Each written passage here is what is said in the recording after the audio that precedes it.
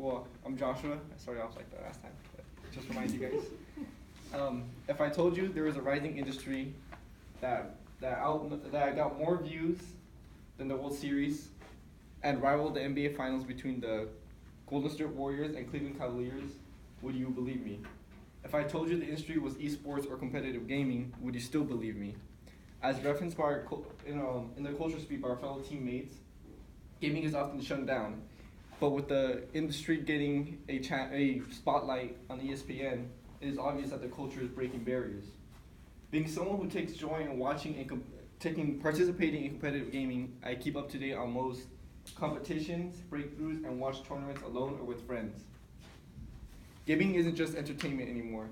For some, it's a culture, for a few, it's a dream, and for even fewer, it's a profession.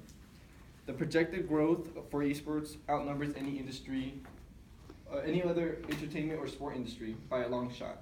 With such a projected growth and investments and professional players are also projected to grow and increase within the coming years. With the industry finally getting a spot on ESPN, more people are becoming aware of what this industry could be. And although still in its adolescence, esports is projected to make $696 million this year. And by 2020, it's expected to double up to $1.5 billion. Keep in mind, this is only the competitions alone. The gaming companies on their own make different numbers. Riot Games, creators of League of Legends, made $1.6 billion last year in 2016, and that game is free.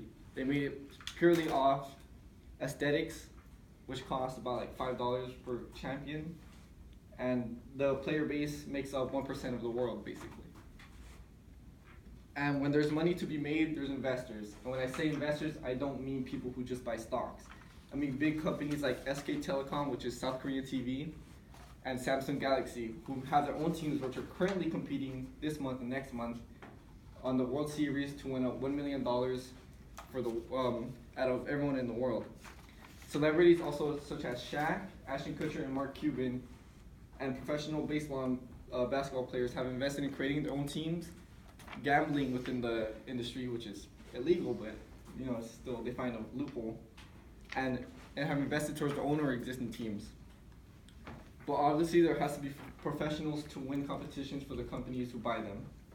For someone to play games professionally may seem foolish, but when you take into consideration how much they make, it may make you reconsider.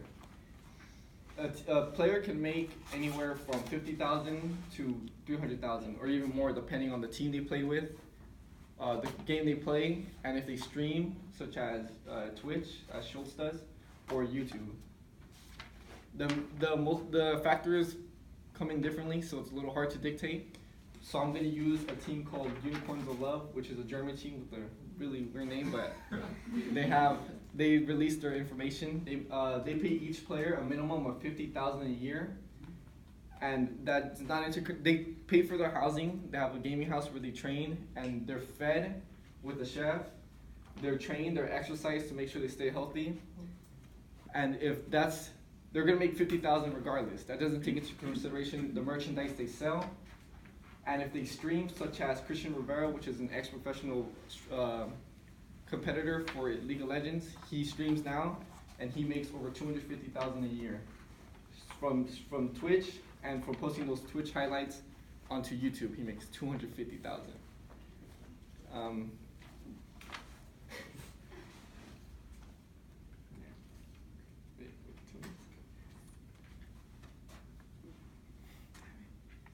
You're good. Now get to your conclusion. I know.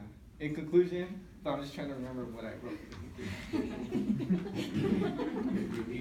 Repeat your first statement. Look at your introduction.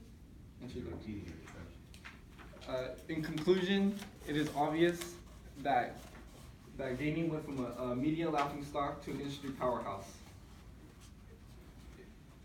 If you have a dream, pursue it, because back 10 years ago, I would have never thought that playing on my Nintendo 64, a GameCube, that I could make something out of it. But looking at it now, it is obvious that people are making more than I could ever imagine by simply playing a game.